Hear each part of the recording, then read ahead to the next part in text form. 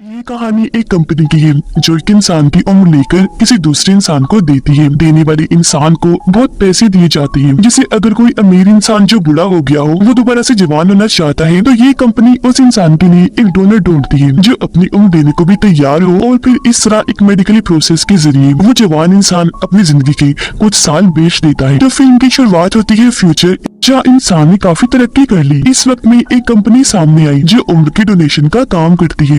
अब हम उसी कंपनी के मैनेजर को देखते हैं जिसका नाम मैक्स है। वो दो आपस में मिलते जुलते डोनर्स को ढूंढता है, क्योंकि ये उम्र डोनेट करने का काम ऐसे ही नहीं हो जाता। जाहिर है उसे ढूंढना मुश्किल है, लेकिन अगर वो मिल भी जाए तो ये उसकी मर्जी है कि वो अपनी जिंदगी के कुछ साल देता भी है या नहीं, और उनका डीएनए मिलना भी जरूरी है। तो मैक्स ऐसे डोनर्स को ढूंढकर उन्हें राजी करने की कोशिश करता है कि वो अपनी उम्र बेच डाले। आज भी वो एक फैमिली से मिलने आया जिनका एक 18 साल का बेटा था। वो भी किसी का मैचिंग डोनर था। वो उसे समझा रहा था कि अगर तुम अपनी जिंदगी के 15 साल दे दो तो हमारी कंपनी तुम्हें 7 लाख यूरो दे सकती है, जो बहुत ज्यादा पैसे हैं जिनकी मदद से तुम कुछ भी कर सकते हो, अच्छा पढ़ लिख सकते हो, अपनी फैमिली की मदद कर सकते हो, इसके अलावा और भी बहुत कुछ। लेकिन वो लड़का सोच भी पड़ गया, क्योंकि ऐसे अपनी पूरी जवानी पर बात कर लेगा। पर मैक्स बहुत चालाक था, वो अपने क्लाइंट्स को राजी कर लिया करता था। तो लड़के को भी वो मना लेता है, क्योंकि वो लड़का जानता था कि 15 सालों में मैं 7 लाख यूरो नहीं कमा पाऊंगा। हालांकि लड़के की मॉम को ऐसा करना बुरा लग रहा था, पर वो बेचारे गरीब लोग थी, मजबूरी की वजह से उन्हें ऐसा करना पड़ता है। अब यहाँ उनकी डील पक्की हो गई, जिसके बाद मैक्स अपनी कंपनी में वापस आने लगा। यहाँ की दुनिया हमें दिखाई गई, जहाँ बेचारे गरीब लोग झोपड़ियों में रहते हैं, जबकि अमीर लोग आलीशान घरों में। यहाँ कुछ लोग ऐसे भी हैं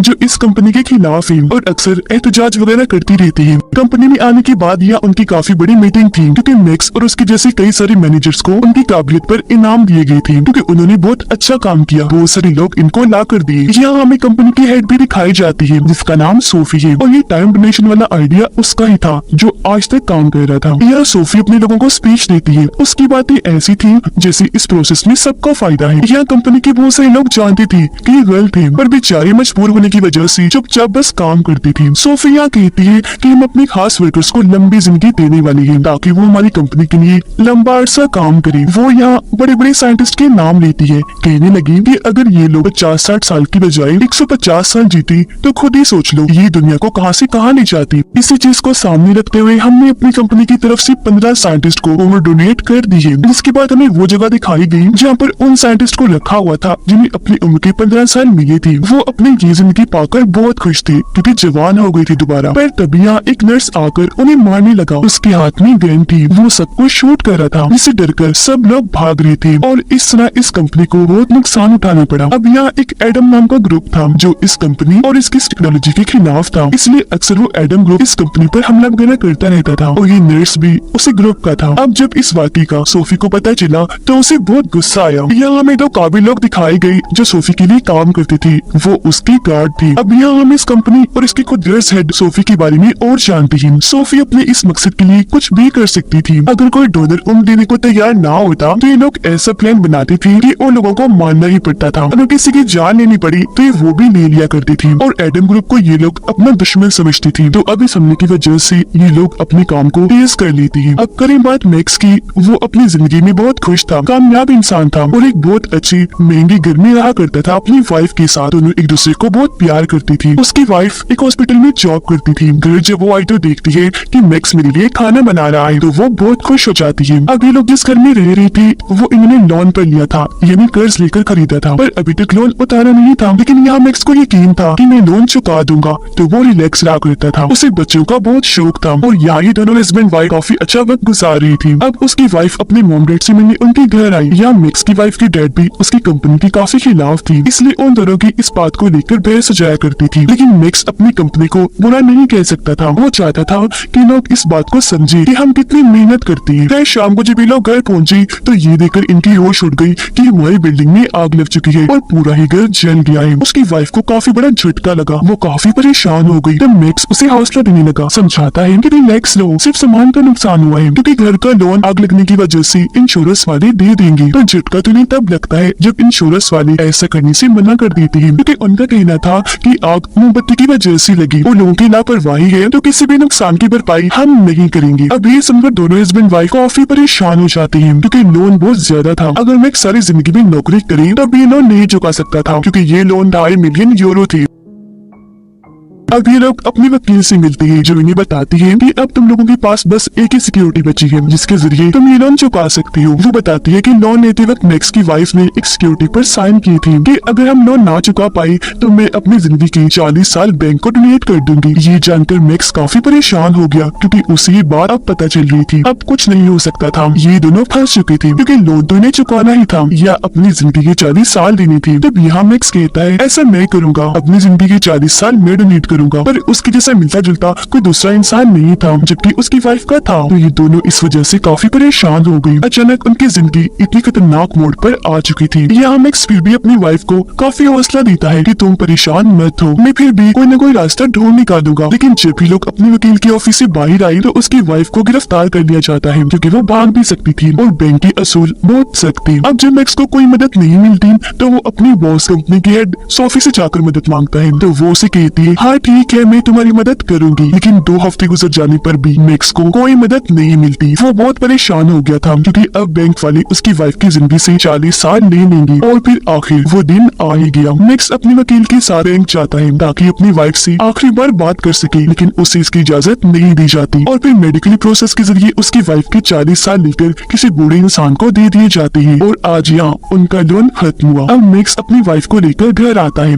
ये दोनों काफी परेशान थे। उसकी वाइफ बूढ़ी होने लगती है। मैक्स अभी भी कोई ना कोई रास्ता ढूंढने की कोशिश कर रहा था जिससे उसकी वाइफ दोबारा जवान हो जाए। ये दोनों चाहती थी कि इनकी बच्ची हो, जो चीज अब मुमकिन नहीं थी। बढ़ती उम्र की वजह से उसकी वाइफ उदास रहने लगी थी। उनके बीच भी सब वैसे नहीं था जैसे पहले हुआ करता था। अब एक दिन मैक्स जब पार्क में बैठा था तो उसके पास एक बच्ची आई जो अपने बैग में नशा बेचने आई थी। अब मैक्स उसे नशा तो नहीं खरीदता पर बच्ची को याद रखता है। अब जब उसे अपनी वाइफ की ऐसी हालत नहीं देखी जाती तो वो फैसला करता है कि मैं उस इंसान को ढूंढूंगा जिससे मेरी वाइफ की उम्र मिल गई है और उससे उम्र वापस लेकर ही रहूंगा। वो अपनी वाइफ को उसके मोम डैड के घर छोड़ाता है। अपनी बेटी को इतना बुरा देखकर उसकी मोम डैड मैक्स को ही कसूरवार कहती है। इस पर वो कहता है कि आप लोग फिक्र ना करो, मैं इसे ठीक करके ही रहूंगा। वो उस बच्चे के पास आया जो उसी पार्क में नशा बेचने आई थी। असल में ये कोई बच्ची नहीं थी बल्कि इसने भी उस प्रोसेस के जरिए अपनी उम्र इतनी कम कर दी थी। मैक्स यहाँ उसके पास इसलिए आया था ताकि वो जान सके कि आखिर उसने ऐसा कैसे कर लिया। तो वो बताती है कि उम्र लेने के लिए आपके पास जाहिर है यूरो होने चाहिए और उम्र देने वाला इंसान और लेने वाला इंसान दोनों भी, और तुम्हें इस प्रोसेस के लिए रिश्ता जाना होगा जिसके लिए मैक्स मान भी गया। वो सबसे पहले पता लगवाता है कि वो कौन है जिसे मेरी वाइफ की उम्र दी गई। और जब उसे पता चला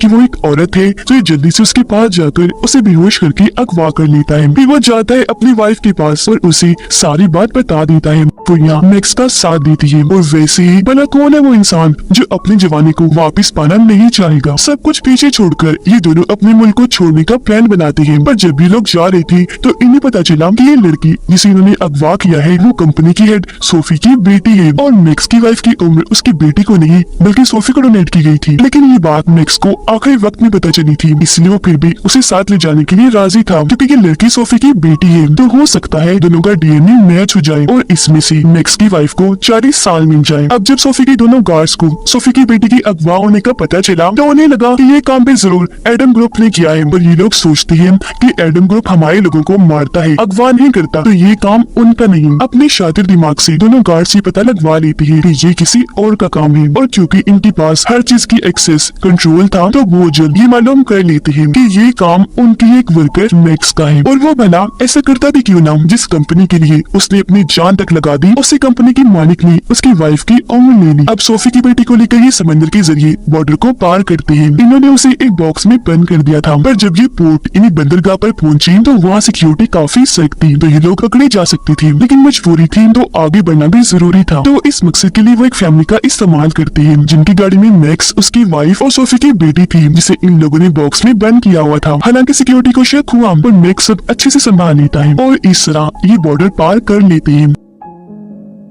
अब एक दिन जब ये सोफी की बेटी के मुंह से कपड़ा हटाते हैं तो वो बताती है कि मैं असल में सोफी नहीं बल्कि उनकी बेटी हूँ। इस पर मैक्स कहता है कोई बात नहीं, कौन के रिश्ते हमेशा एक होते हैं, मैच करते हैं, फिर चाहे हमारे पास सोफी हो या उसकी बेटी, हम मैच करके अपना काम कर लेंगे और मैं अपनी वाइफ को वापिस से जवान बना दूंगा। अब ये चीज उसकी वाइफ को भी ठीक नहीं लग रही थी। कुछ सोफी की बेटी भी कहती है कि मैं भी अपनी मॉम की इस खतरनाक काम के खिलाफ हूँ, लेकिन मैक्स उसकी बातों पर यकीन ना करते हुए दोबारा से उसे बांध देता है। अब ये लोग रात एक खाली होटल में गुजारने होने वाली थी, पर जब ये लोग वहाँ आए तो सोफी की बेटी कहती है कि मैं नहाना चाहती हूँ, प्लीज मुझे नहाने दो। इस पर यहाँ मैक्स उसके लिए हमदर्दी दिखाता है, उसे बाथरूम में ले जाकर साइड पर मुंह करके खड़ा हो जाता है ताकि ये उसे देख ना सके। पर वो लड़की बहुत चालाक थी, वो मैक्स पर एक चीज से हमला करके उसे साइड में गिराकर वहाँ से भाग जाती है। मैक्स के सिर पर चोट आई थी, वो उसका पीछा करने लगा, लड़की वहाँ से निकलकर भाग गई। पर जंगल में जाने के बाद वो ज्यादा दूर तक नहीं भाग पाती क्योंकि वहाँ पानी था और पानी से इस लड़की को डर लगता था, इसीलिए वो तैर नहीं पाती, डूबने लगती है। तब यह मैक्स की वाइफ आकर जल्दी से उसे पानी से बाहर निकालती है और ये दोनों उसे दोबारा होटल के अंदर लाकर उसके हाथ पांव बांध देती है। उधर सोफी ने अपनी टीम तैयार करनी थी ताकि वो अपनी बेटी को छुड़वा सके। यहाँ सोफी की दोनों वफादार गार्ड्स इस मिशन की हेड बनती है क्योंकि वो पिछले 30 सालों से सोफी के लिए काम कर रही थी क्योंकि उन दोनों की भी उम्र बढ़ा दी गई थी। यहाँ इन लोगों को मैक्स की लोकेशन पता चल गई थी कि वो कहाँ है, तो ये लोग अपने सिपाही लेकर उन पर हमला करने के लिए निकल जाते हैं। उधर अगली सुबह होटल के कमरे में एडम ग्रुप और उनकी लीडर आ गई थी क्योंकि उन्हें भी मैक्स की जानकारी मिल चुकी थी। वो तो दरअसल इस मौके की खोज में थी कि उनके हाथ कुछ ऐसा लगे कि वो सोफी और उसकी कंपनी को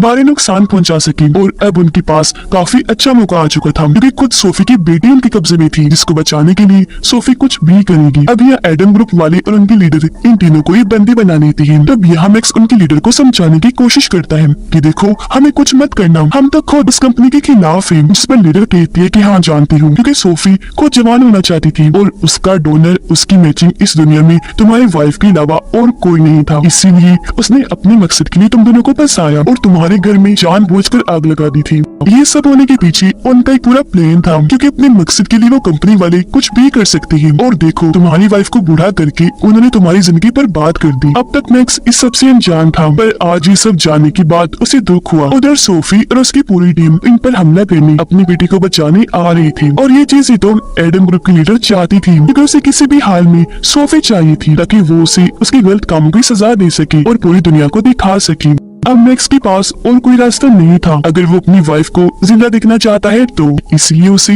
लीडर की बात माननी ही पड़ती है। यह पूरा प्लान तैयार किया जाता है। मैक्स का काम होगा कि वो अपनी बातों में उलझाकर सोफी को बिल्डिंग के अंदर ले आए, जिसके बाद एडम ग्रुप उसे पकड़ लेगा। फिर अब जब सोफी और उसकी टीम इस जगह के बाहर आकर रुकती है तो तभी मैक्स बाहर आता है, कहने लगा कि मैं सिर्फ सोफी से बात करना चाहता हूँ। जिस सुनकर सोफी आगे आई, उसे कहती है कि मेरी बेटी को छोड़ दो, बदले में मैं तुम्हें ढेर सारे पैसे दूंगी। मैक्स उसे कहता है अच्छा चलो अंदर चलो, इस बात पर हम अंदर चलकर बात करते हैं। पर सोफी की गार्ड को शक हो गया, वो उसकी तरफ गन करके कहती है ये एक चाल है। अब उसकी गार्ड की गन देखकर एडम ग्रुप के लीडर भी अपने लोगों को उन पर गोलियां चलाने का हुक्म दे देती है, जिसके साथ ही दोनों तरफ से गोलीबारी शुरू हो गई। इस बीच फायदा उठाकर मैक्स अपनी वाइफ और सोफी की बेटी को लेकर यहाँ से निकल जाता है। अब यहाँ पहले तो मैक्स की वाइफ को सोफी की बेटी पर तरस आया और वो अपने इरादा बदलने लगी कि मुझे इसकी जिंदगी खराब नहीं करनी चाहिए, इसकी जवानी बर्बाद नहीं होनी चाहिए। पर बहुत जल्द उसे एहसास हो गया कि वो भी बिल्कुल अपनी मोम सोफी की तरह ही खुद गर्द से उस पर तरस खाना नहीं चाहिए, इसलिए वो खुद उसे लेकर डॉक्टर के पास जाती है अपना और उसका मेडिकली प्रोसेस करने के लिए। जिसके बाद फिर हमें दिखाया जाता है कि मैक्स की वाइफ दोबारा से जवान हो गई है, जबकि मैक्स एडम ग्रुप में शामिल हो गया है क्योंकि वो उस कंपनी को बर्बाद करना चाहता था। सोफी की बेटी अब बूढ़ी हो रही थी, इस वजह से काफी दुखी थी। अगर वो दोबारा जवान होना चाहती तो उसका बस एक ही डोनर था, उसकी मोम सोफी, लेकिन वो तो इतनी खुद गर्ज थी कि अपनी उम्र अपनी बेटी को भी नहीं दे सकती थी। उधर मैक्स अपनी टीम यानी एडम ग्रुप के साथ इस कंपनी पर हमला करने के लिए जा रहा था ताकि कंपनी का जड़ से ही खात्मा हो जाए। ये फिल्म इधर ही खत्म हो जाती है।